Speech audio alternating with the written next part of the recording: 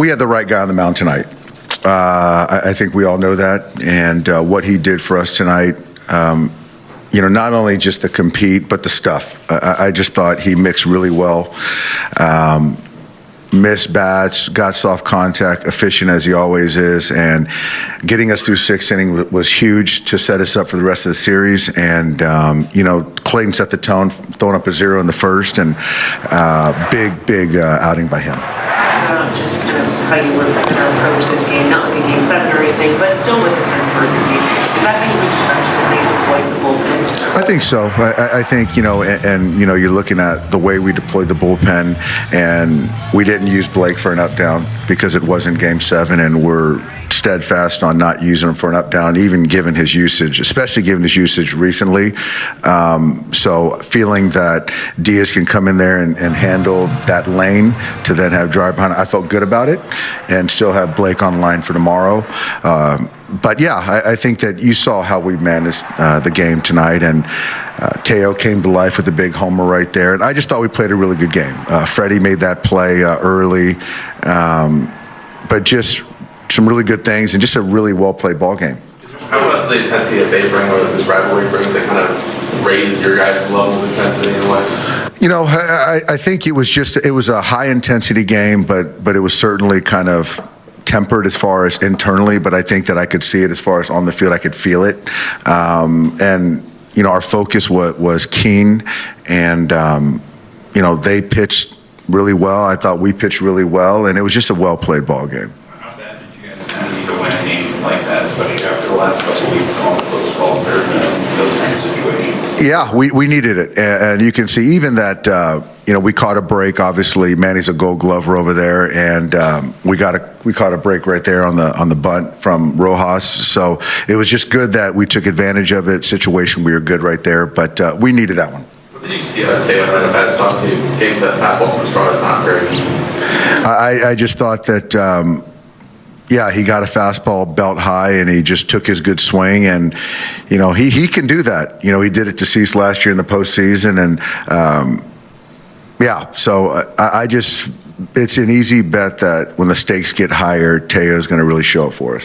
Yeah, for the bullpen that you're working with, why was 76 pitches for Clayton? Well, he's going to go to Denver. I just felt that we have to. I just think that we got to take care of him. I think that he could have went out there. It was my decision to get him out of the game, and where they're at in that part of the order, we have other guys that have to do their job too. And so for me, for Clayton to give us 6 strong innings of 1-run baseball, he did his job. And so for me, there was no reason I felt that I needed to push him more. When you talk about Teo coming to life, I know before game you were talking about the impact of Max is not being here. You've already been through that for a month. I'm just wondering, for people from the outside, you see Shohei and Freddie, well, what does Max do that impacts the lineup so directly that maybe people don't see? Well, I think that if you're talking about Pages, Teo, Smith, Max just has that balance in the lineup as far as another threat left-handed, but also handles left-handed pitching, and he just has the ability to get on base, and he's a threat. And so now without him, other guys just got to step up. And so we're going to see a slew of right-handed pitching. There's going to be right-handers coming out of the pen, and our right-handers have got to be better. And that's just kind of, all it comes down to. There was Dave Robertson, and he was talking about Clayton Kershaw, and could he have gone an extra inning? Kersh, pretty efficient, 76 pitches through 6 innings of work. But let me ask you this. I mean, after the gem that he put together, would you really have wanted to put him back out there on the mound in a 1-run game where he's going up against Manny Machado, Xander Bogaerts, and Jackson Merrill? I mean, we've seen Manny Machado do damage against Clayton Kershaw. We've seen innings when he starts to lose it, start to really speed up on him, especially here in the later stages of your career. I have zero issue with him taking out Clayton Kershaw when he did. And let's do the MV3. So MV3, we do this every episode, starting we kind of missed some, but the MV3 is who are the 3 most important players for the Dodgers in this one. You guys can drop yours. I think it's pretty easy. Clayton Kershaw, Teoscar Hernandez, think he could make the case. Mookie Betts, who was such a big run early on. But then Alexis Diaz. I mean, Alexis Diaz, he comes in. Jack Dreyer was able to get the save tonight, his second of his career. But Alexis Diaz get those 2 big outs in the 9th. And now is Alexis Diaz going to be a thing?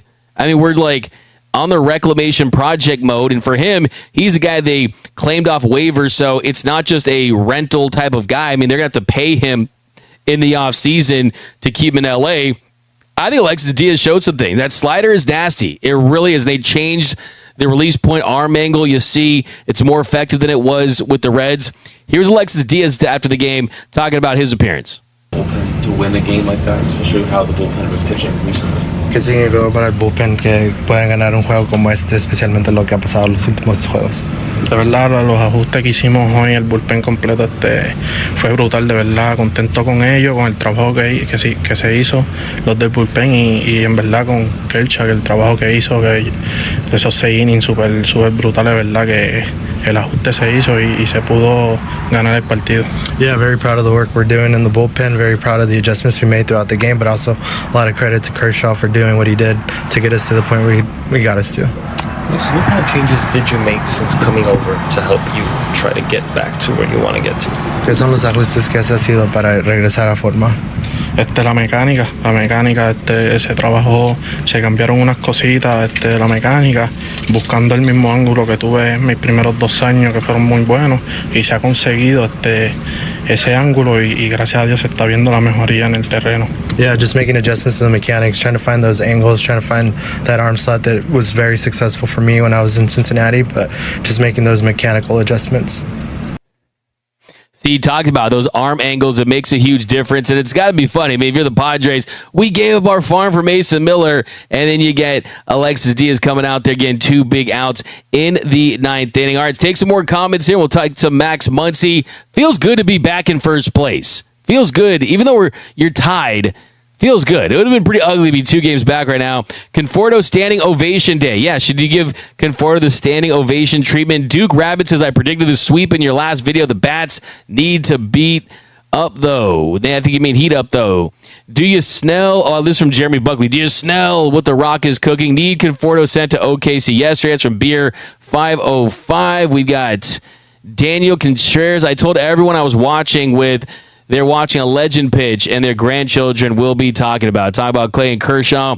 We got Kunji Club says, if the Padres win the series, then the parade in downtown San Diego will be Wednesday. Okay, so is that the confirmation? So if the Padres win, it will be down there. Tatis Jr. is down in the chat. Good game, y'all. See you tomorrow. See you tomorrow. You're probably going to go for this chat to the Ringworm store. No, I was playing, but... Kasperius played well too. Yeah, Ben Kasperius, he was big. I mean, he's the first guy out. He gave up 1 hit, did work his way around it, and he got himself out of it, and he pitched that 1 inning. And yeah, he was big. I mean, think about today. You beat the Padres, 2 rookies, an Alex Vesia, who's not at 100%, and Alexis Diaz, who his team gave up on. Other side, Mason Miller, all these guys, right? The Dodgers find a way to win. This is what they do. Let's not forget that this is a team that's coming off a World Series title. Okay, let's give you the update on Max Muncy. So before the game, Dave Roberts revealed that Max Muncy was headed to the injured list. And this one's tough. This is definitely concerning because of how important Max Muncy is to this lineup. The Dodgers placed him on the injured list with an oblique strain. And you got about 6 weeks left in the season. You pretty much need 3-4 weeks for that injury to start to heal and the inflammation to go down. They need a couple more weeks on top of that to get the rhythm back. And do you have enough time to find that swing? So Dave Roberts did say that they don't expect this to be season ending, but typically on a grade 1 oblique strain, you're talking about 27 to 30 days to really get that to calm down. He's dealt with it in the past, but this is concerning because this really impacts your swing. There's no way they're going to get him back in 2 weeks. A grade 1 is tough. It is tough, man. I mean, have you guys ever had anything to do with your oblique? I mean, you don't even want to get out of bed to go take a leak at night. I mean, it is really painful.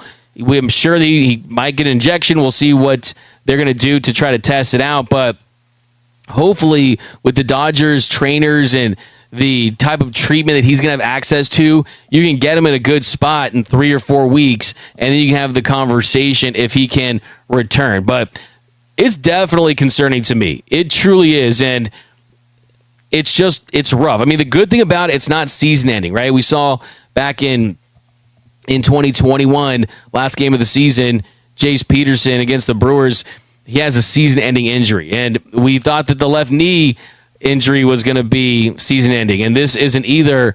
But man, guys are going to have to step up, and you're going to have to get this version of Mookie Betts that you've gotten for more than a week now, and you're going to have Freddie Freeman and Teoscar and Will Smith and the rest of these guys continue to produce. And I think less rest days for Will Smith, but the lineup is not as long without Max Muncy. They were averaging over 5 with him and under 4 without him. So that tells you he's so important to this team. And you need Edman back. I mean, you just have to find a consistency with this group. And make no mistake about it, it is a massive blow to this offense. It absolutely, truly is.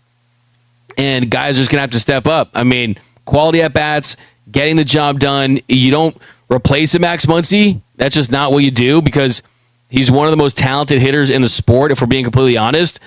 But you have to make sure that what we've seen from this offense for the last month or so doesn't continue. And you can't now rely on him. So maybe this helps the Dodgers in a way. Of course, it won't help them because you want Max Muncy, of course, to be in this lineup. But maybe it could help some of the guys that have been slumping make sure that they get their act together so Teo and Mookie stay consistent and hit like they have pretty recently. And then when Max Muncy comes back, they stay hot, and then Max does what he does. So it's tough, and the Dodgers actually made a move. They